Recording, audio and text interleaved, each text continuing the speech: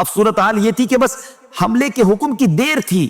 ناظرین اگر اسی وقت حضرت مسلم رضی اللہ تعالیٰ عنہ حملے کا حکم دیتے تو قلعہ فتح ہو سکتا تھا, ابن زیاد گرفتار ہو سکتا تھا, اور پھر یہی لشکر ایک سیلاب بن کر شامی طاقتوں کو بہا لے جاتا, جس کے بعد یزید کے لیے زمین تنگ ہو جاتی. مگر ناظرین ہونا کچھ اور تھا, کیونکہ لکھا کچھ اور تھا. حضرت مسلم رضی اللہ تعالیٰ عنہ نے قلعے کو گھیر تو لیا, مگر اس کے باوجود ابن زیاد کی جو مکاری تھی, یزید کی دشمنی پوری طرح ظاہر ہو چکی تھی, اور آپ نے حملے کا حکم نہیں دیا. کیوں؟ کیونکہ آپ جنگ نہیں چاہتے تھے, آپ خون مسلم بہتا ہوا دیکھنا نہیں چاہتے تھے. آپ چاہتے تھے کہ گفتگو سے مسئلہ حل ہو جائے, صلح کی کوئی صورت نکل آئے اور مسلمانوں کی جانیں بچ جائے. یہ تھی اہل بیت کی سوچ, یہ تھا ان کا ظرف, یہ تھی ان کی رحمت. لیکن دوسری طرف ابن زیاد تھا جو سازشوں کا جال بن رہا تھا. اس نے حضرت مسلم کے خلاف ایک عجیب چال چلی. اس نے یہ کیا کہ قلعے میں قید جو قبائلی سردار اس کے ساتھ تھے, وہ ان کو لے کر مجبور کیا اس نے کہ وہ لوگوں کو حضرت مسلم بن عقیل کا ساتھ چھوڑنے پر آمادہ کریں. ناظرین وہ سردار خوفزدہ تھے, انہیں معلوم تھا کہ اگر ابن زیاد ہار بھی گیا تب بھی قلعہ فتح ہونے سے پہلے وہ ان سب کو قتل کروا دے گا. چنانچہ وہ قلعے کی دیواروں پر چڑھے اور وہ اپنے قبیلے والوں کو آواز دینے لگے. کہتے ہیں کہ واپس چلے جاؤ, یزید تمہارے بچوں کو قتل کروا دے گا, تمہارے مال ضبط ہو جائیں گے, تمہارے گھر برباد کر دیے جائیں گے. اور ساتھ یہ بھی کہا کہ ہمیں تو ابن زیاد قلعے میں ہی مار ڈالے گا.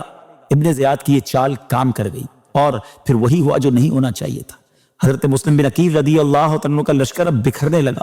لوگ آہستہ آہستہ پیچھے ہٹنے لگے, وفائیں دم توڑنے لگی اور نعرے خاموش ہونے لگے.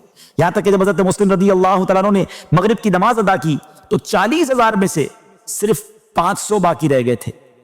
اور آپ جان کر حیران ہوں گے جب نماز مکمل ہوئی تو ایک بھی شخص آپ کے ساتھ باقی نہ تھا. جی ہاں, ایک بھی نہیں.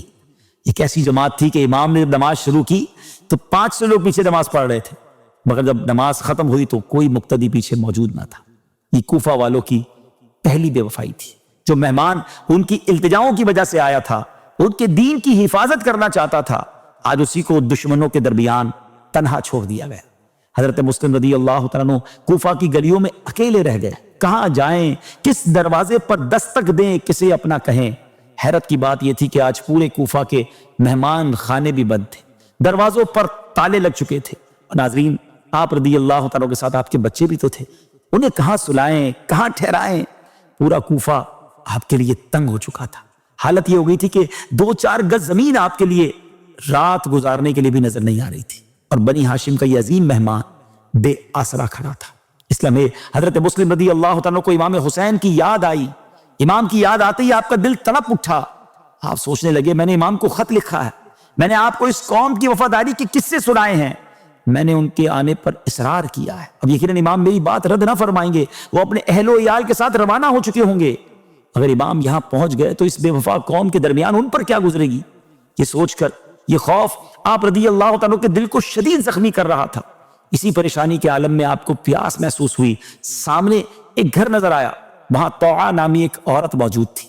اس سے آپ نے پانی مانگا, اس نے آپ کو پہچان کر پانی دیا اور اپنی سعادت سمجھ کر آپ کو اپنے مکان میں ٹھہرایا. لیکن افسوس اس عورت کا بیٹا محمد بن اشعث کا غلام تھا. اس نے فوراً اپنے آقا کو خبر دے دی. بس پھر کیا تھا, ابن زیاد نے محمد بن اشعث اور کوتوال کو سپاہیوں کے ساتھ روانہ کر دیا. تو آ کے گھر کو چاروں طرف سے گھیر لیا گیا, جس کے بعد حضرت مسلم تلوار لے کر باہر نکلے. اور پھر تاریخ نے دیکھا کہ بنی ہاشم کا ایک انہا شیر کس طرح ظالموں پر ٹوٹ پڑتا ہے. ناظرین اس وقت حضرت مسلم بن عقیل تنہا اس شان اور بہادری سے لڑے